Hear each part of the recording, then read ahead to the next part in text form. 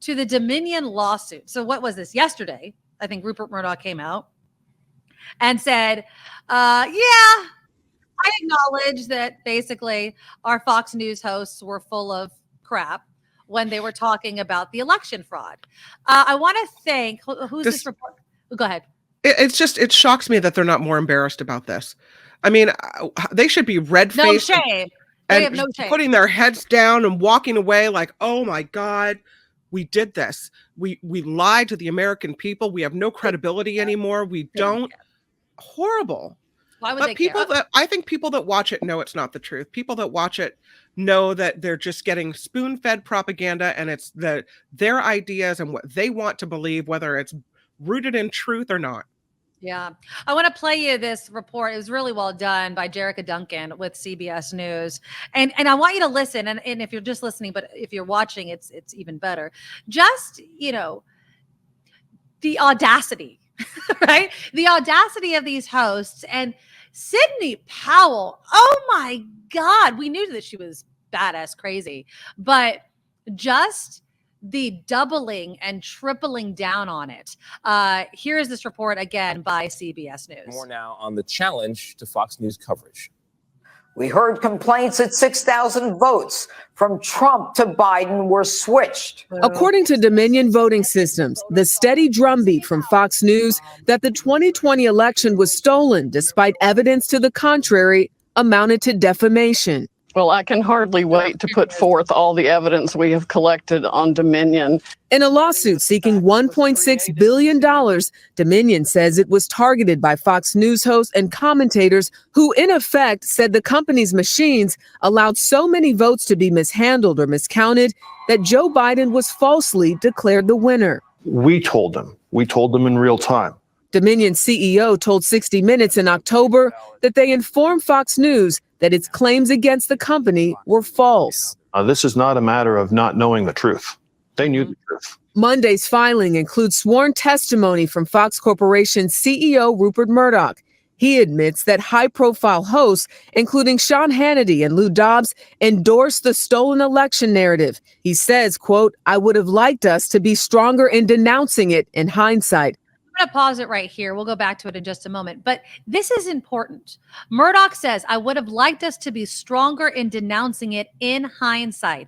Well, now that you should be just as loud saying the election was not stolen, that the Dominion voting systems were not switching votes. It's like the front page news is accusing someone of a crime, and then the retraction or the correction is buried in the back of the newspaper. No. Mm-mm. If this was such a big story for you to cover it in this way, it should be just as much of a big story to do it the other way. But of course, we all know they're never going to do that. Asked if he could have stopped the network from booking election deniers like Rudy Giuliani and Sidney Powell, Murdoch responded, "I could have, but I didn't." There has been a massive and coordinated effort to steal this election from... In an earlier filing, Dominion revealed private text and emails from Fox hosts casting doubt on Trump attorney Sidney Powell's election fraud claims. From Sean Hannity, "I did not believe it for a second." From Tucker Carlson, "Sidney Powell is lying." And from Laura Ingraham, "Sidney Powell is a bit nuts." The media does not call an election. The new filing also claims that Murdoch tried to win back viewers who were furious about the network's call of Arizona for Biden by firing managing editor Bill Salmon. This is important. He wanted to win back viewers by doing what? By lying to them. Mm-hmm. That in and of itself makes you not like we need to don't know this, but you're not a news network. You don't, put your finger up in the air and test the wind of what the viewers want to hear and then regurgitate as fact. You give them the facts, whether they like it or not. You don't fire the guy that was telling the truth about Arizona. No. He presided over the Arizona call. According to the court filing, Murdoch thought that Salmon's firing would, quote, "be a big message with Trump people." Is the FBI already carrying out an investigation of these voting companies? In a statement, Fox News calls Dominion's lawsuit a blatant violation of the First Amendment and is more about what will generate headlines than what can withstand legal and factual scrutiny.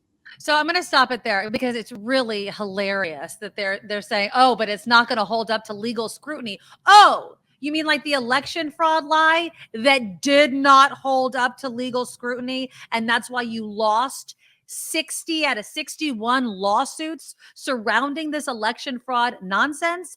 That sort of legal standing? And then as far as the First Amendment is concerned, former White House ethics czar, that's like his official title, I guess, Norm Eisen, had this to say about whether or not Fox could just say what they want because they're protected by the First Amendment. Wolf, I do think it is a powerful legal case. The standard of actual malice that you need to prove that Fox either knew these were lies or recklessly disregarded the truth is very high.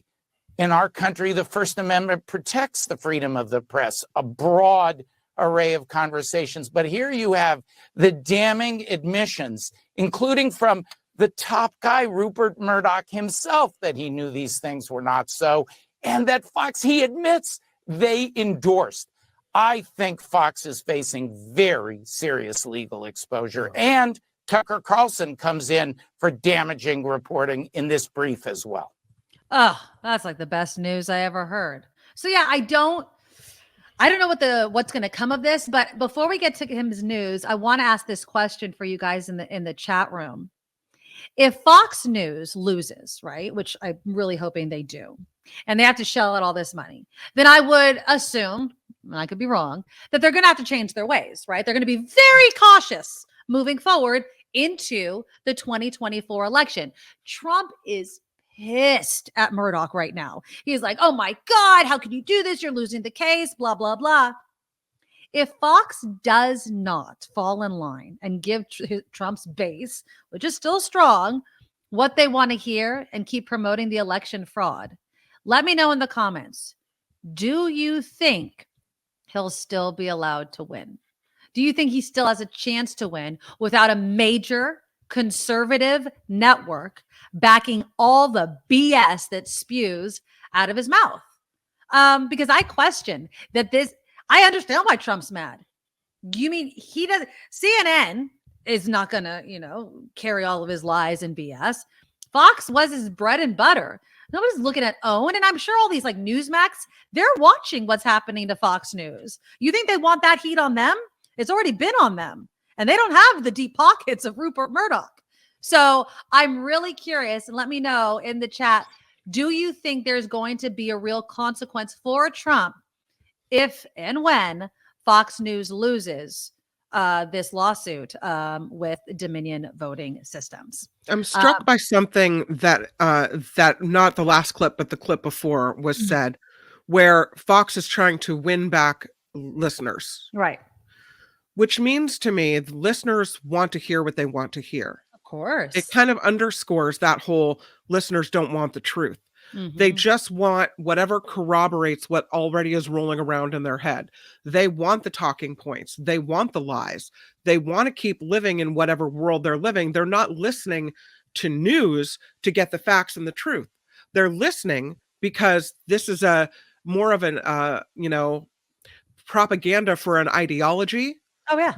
Than it is about here's what's going on in the world today. Here are the facts. Yeah. And it's sad.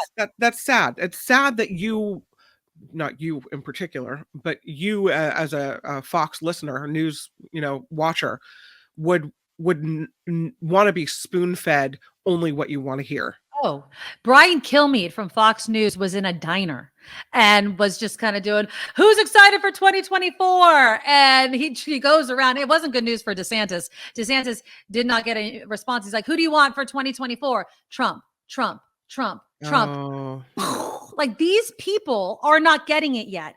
They don't understand that he's a freaking liar and that they don't care. Or they don't care because the bottom line is he did what they wanted him to do politically, and they like that he can be abrasive and rude, and they're still looking for that. They're looking for that type of behavior to be normalized. Oh, and so many of them have these Christian hearts, right? I was going back and forth on Twitter with this one quote unquote reporter who puts a cross in her profile picture and yet called Fetterman, who has gone in because he's been depressed, has gone into a hospital, that he's in a vegetative state, said he was from Vegetable, Pennsylvania. And I was like, this is a Christian. This is Christ-like, right? I'm not, trying to throw stones at you, but you're the one that puts the cross up there. You're the one that talks to Christians. And yet Trump is your guy. This sort of rhetoric is what you spew because that's what Jesus would do. The hypocrisy is so thick with these Trump supporters. It drives me crazy. If they could just be fair, going back to fairness, we were talking about the student loan forgiveness program, but just be fair with what you demand from your politicians. Don't say, oh, the Democrats are a bunch of liars, when you're literally watching a news program where the CEO has said, we lied about something so consequential, right? That led to January 6th. That's not a small lie. It's not a fib. It's not like, Rudy Giuliani saying, this is my real hair, right? It's not that. It is literally lying about one of our main institutions in this country, so much so you got people so brainwashed that they stormed the Capitol.